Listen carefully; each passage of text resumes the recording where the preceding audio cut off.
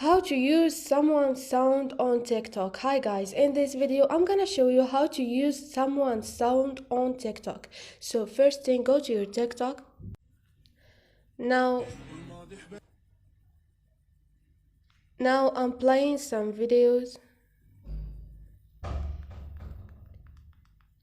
Now I like this sound.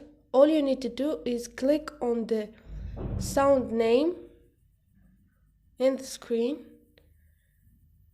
and tap on use this sound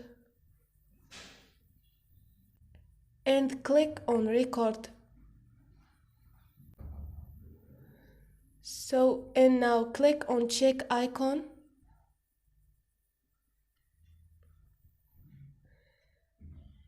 Click on next and you can post the video. So this is it. This is how you use someone's sound on TikTok. If you like the video, don't forget to subscribe and like.